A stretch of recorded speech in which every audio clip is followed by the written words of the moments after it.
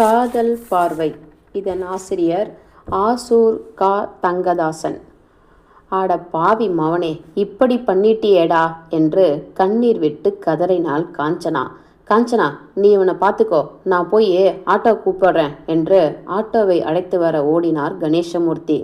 ராசா, கண்ணை திறந்து பாருடா, என் வயிற்றுல நெருப்பு அள்ளி கொட்டிட்டியேடா என்று புலம்பிக் கொண்டிருந்தாள். சிறிது நேரத்தில் ஆட்டோ வந்தது. மருத்துவமனைக்கு தூக்கி கொண்டு ஓடினார்கள். எமர்ஜென்சி வார்டுக்கு கொண்டு போப்பா என்று வார்டு பாய் கத்தினார். சிறிது நேரத்தில் மருத்துவர் வந்தார். கணேசமூர்த்தியையும் காஞ்சனாவையும் வெளியில் இருக்க சொன்னார். வயசு புள்ளைய திட்டாதீங்கன்னு தலைப்பட அடிச்சு கொண்டேனே, கேட்டீங்களா? ஏய், இப்போ ஏன் கத்துற? சும்மா இரு, ஒன்றும் ஆகாது. ஐயோ, கருவேப்பிலை கொத்தாட்டம் ஒன்னே ஒன்று கண்ணே கண்ணுன்னு வச்சிருந்தானே, எந்த பாவி கண்ணு வச்சாலோ தெரியலையே என்று தன் ஒப்பாரியை தொடர்ந்து கொண்டே இருந்தாள் காஞ்சனா. 1 மணி நேரம் கழித்து மருத்துவர் இருவரையும் அழைத்தார். உங்கள் பையன் எதனால் விஷத்தை குடித்தான்?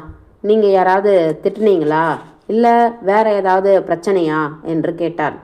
அதான தெரியல டாக்டர், இவன் ஏன் இப்படி பண்ணான்னு எனக்கே தெரியலையே என்றார்.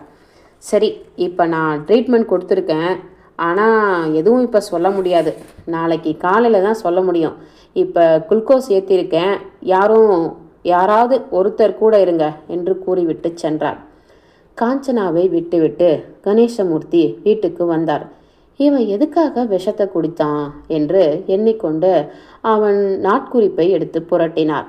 தயாளன் டைரி எழுதும் பழக்கமுடையவன் என்பது அவருக்கு நினைவுக்கு வரவே மகனுடைய டைரியை எடுத்து பிரித்து படிக்கத் தொடங்கினார். அவர் படித்தவரை அவன் விஷம் குடித்ததற்கான காரணம் எதுவும் தென்படவில்லை.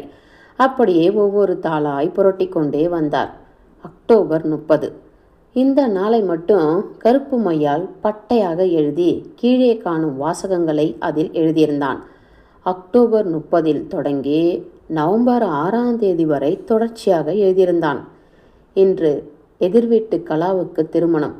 இந்த வீட்டுக்கு குடி வந்த புதிதில் அவள் வீட்டில் ஜன்னல் இருப்பது கூட அறியாமல் இருந்தேன். எனது நண்பன் தான் பார்த்து எனக்கு சொன்னான். அன்றிலிருந்து எப்போவாவது ஒரு முறை ஜன்னலை பார்த்து வந்தேன். சில நாள் பார்ப்பதை தவிர்த்தேன். இந்த நிலையில்தான் கலா என்னை பார்க்க தொடங்கினாள். நான் படிக்கும்போது என்னையே பார்த்து கொண்டிருப்பாள். நான் நிமிர்ந்து பார்த்தால் அவள் திரைக்கு பின்னால் ஒளிந்து கொள்வாள். இப்படியே பல நாள் இந்த நாடகம் தொடர்ந்தது. நான் குடியிருக்கும் வீட்டிலிருந்து பார்த்தால் அவள் வீட்டு ஜன்னல் மட்டும்தான் தெரியும். எங்கள் வீடு கீழ் வீடு, அவளுடைய வீடு முதல் மாடி. அங்கிருந்து அவள் பார்த்தால் எங்கள் வீட்டின் ஹாலு, பாத்ரூம் என எல்லா பகுதியும் தெரியும். ஒரு நாள் நான் குளித்து கொண்டிருக்கும் போது எதிர்பாராத விதமாக திரும்பினேன்.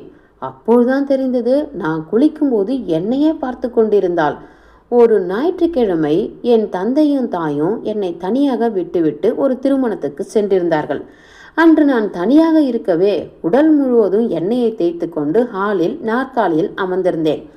அப்பொழுது அவள் என்னை பார்க்க தொடங்கினாள். நானும் பார்த்தும் பார்க்காதது போல 1/2 மணி நேரம் வரை அமர்ந்திருந்தேன்.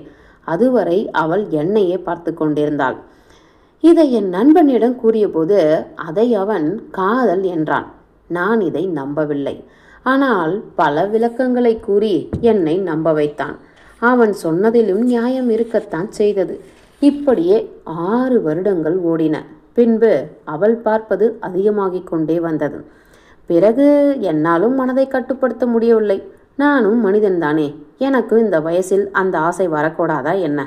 பலமுறை அவளே தலை நிமிர்ந்து பார்த்தபோது நான் தலை குனிந்து தவிர்த்து வந்தேன். பின்பு இதை எனது நண்பர்கள் கோழைத்தனம் என்று பட்டம் கொடுத்து கேலி செய்தார்கள். ஒரு நாள் நண்பர்கள் அவளிடம் சென்று ஐ லவ் யூ சொன்னார்கள். நான் கௌரவமான குடும்பத்தில் பிறந்தவனதால் அதற்கு உடன்படவில்லை.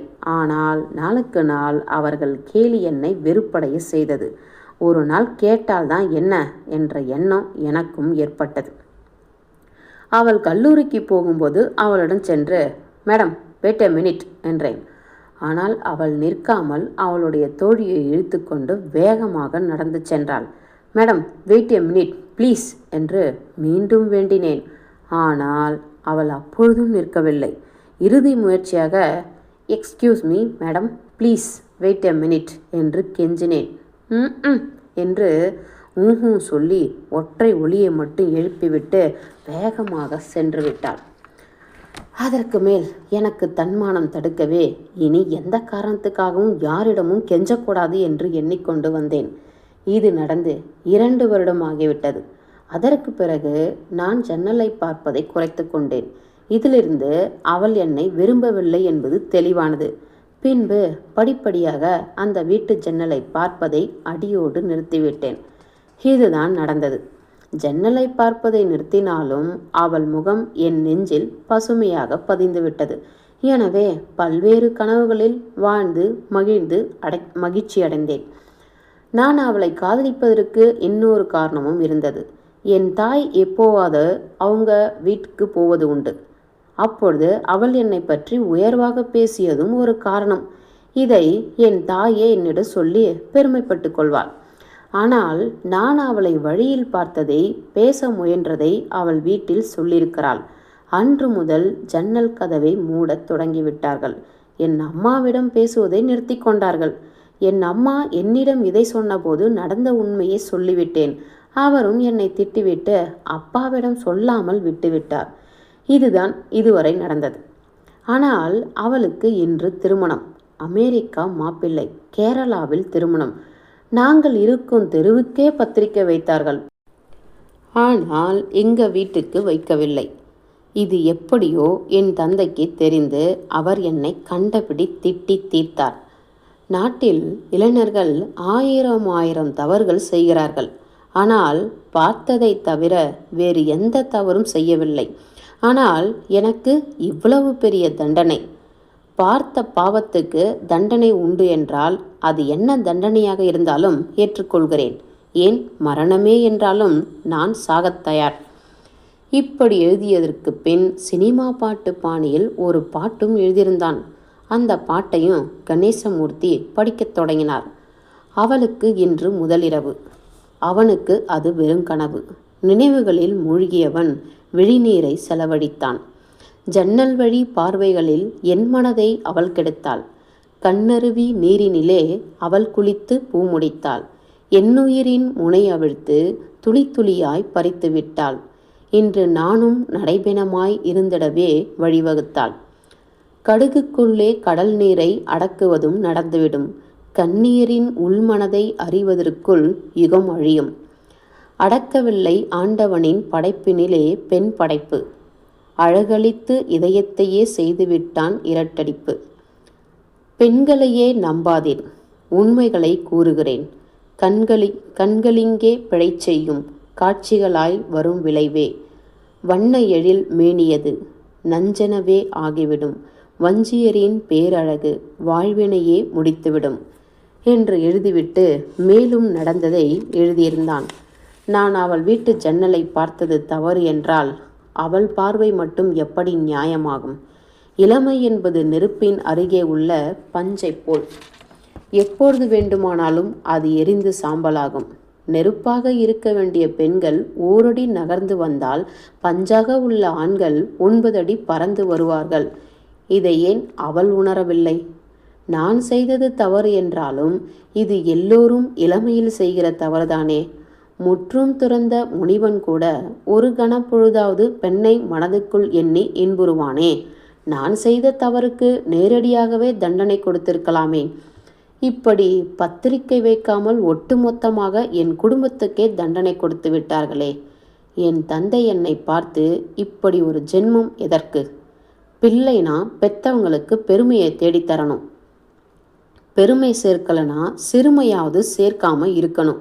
இப்படி ஒரு ஜென்மத்தை வச்சுக்கிட்டு இருப்பதை விட சாகலான்னு சொன்னாரே. நான் இதுவரை எதை சாதித்திருக்கிறேன்? ஒரு சாதனையும் இல்லை. நம்மால் இந்த சமூகத்துக்கு என்ன நன்மை விளையப் போகிறது? ஒன்றும் இல்லையே.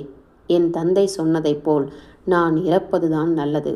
ஆனால் ஒன்றை என் தந்தை புரிந்து கொள்ள வேண்டும். இந்த தவறை செய்வதற்கு முதல் காரணம் அந்த பெண்தான். முதற் குற்றவாளியை விட்டுவிட்டு 2வது குற்றவாளியை தண்டிப்பதில் என்ன நியாயம்?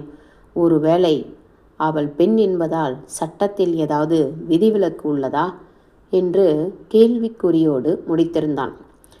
டைரியை மூடி வைத்துவிட்டு தெருவுக்கு வந்தார். இதற்குள் விஷயம் தெருவுக்கு பரவி பார்ப்பவர்கள் எல்லாம் நலம் விசாரிக்கத் தொடங்கினார்கள். இதோ காரிலிருந்து கலாவும் அவளது குடும்பத்தாரும் இறங்குகிறார்கள். அமெரிக்கா மாப்பிளையும் இறங்கினான். அவர்களை பார்த்தவுடனே கணேசமூர்த்தி கதவை சாத்திக்கொண்டு வீட்டுக்குள் வந்தார். வீட்டில் சாப்பாடு இருந்தது.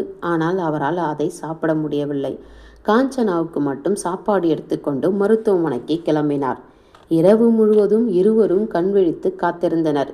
எடுத்து வந்த சாப்பாட்டை காஞ்சனாவும் சாப்பிடவில்லை. விடியற் காலை 5 மணி இருக்கும். கணேசமூர்த்தி மருத்துவமனைக்கு வெளியே உள்ள டீ கடையில் டீ குடித்துவிட்டு பிளாஸ்டிக் டம்ளரில் தன் மனைவிக்கு ஒரு டீயையும் வாங்கி கொண்டு வந்தார். டீயை மட்டும் குடித்தாள் காஞ்சனா. மணி 8 ஆனது. டாக்டர் வந்து அவன் உடல்நிலையை பார்த்துவிட்டு கணேசமூர்த்தியையும் காஞ்சனாவையும் அழைத்து, உங்கள் பையன் பிழைச்சிக்கிட்டான், இனிமே கவலை இல்லை. ஆனால் அவனை இன்னைக்கு யாரும் டிஸ்டர்ப் பண்ண வேண்டாம். இன்னைக்கு இங்கேயே ரெஸ்ட் எடுத்துக்கிட்டோம். நாளைக்கு சாயங்காலம் டிஸ்சார்ஜ் பண்ணிடலாம் என்றார். மருத்துவமனையிலிருந்து வந்து 1 நாள் ஆகிவிட்டது. எல்லோரும் வீட்டில் வந்து நலம் விசாரித்து சென்றனர். யாராலையும் நம்ப முடியவில்லை. கலாவும் வந்தாள். வந்தவள் கையில் வைத்திருந்த ரக்ஷாபந்த கயிறை கட்டிவிட்டு, அண்ணா, உங்களைப் போலவே எனக்கு ஒரு அண்ணன் இருந்தார். உங்களை பார்க்கும் போதெல்லாம் அவர் நினைப்பு தான் எனக்கு வரும்.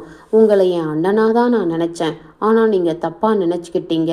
எங்கள் கல்யாணத்தில் வந்து குழப்பம் விளைவிச்சுடுவீங்களோன்னு நினச்சி தான் கல்யாணத்துக்கு பத்திரிக்கை வைக்கல. அதற்காகவா விஷம் குடிச்சிங்க? நீங்கள் இவ்வளவு கோழையாக இருப்பீங்கன்னு எதிர்பார்க்கல. இது வரைக்கும் உங்களை உடன்பிறவா சகோதரராக தான் நினச்சேன்.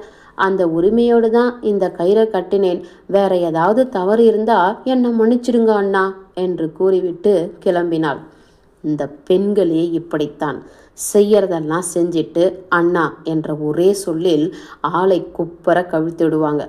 இவள் பார்வை நன்றாக நெஞ்சில் பதிந்துள்ளதே. அந்த பார்வை கருணை பார்வை இல்லவே இல்லை. நிச்சயம் அது காதல் பார்வைதான். இல்லை என்றால் குளிக்கும்போது ஏன் அப்படி பார்க்கணும்? ஒன்று மட்டும் தெளிவாக தெரியுது. இவ யாருக்கோ பயந்து கொண்டு, ஒருவேளை பெற்றவங்களுக்கு பயந்து கொண்டு பொய் சொல்கிறாளோ என்று மனதிற்குள் நினைத்து கொண்டான். முற்றும்.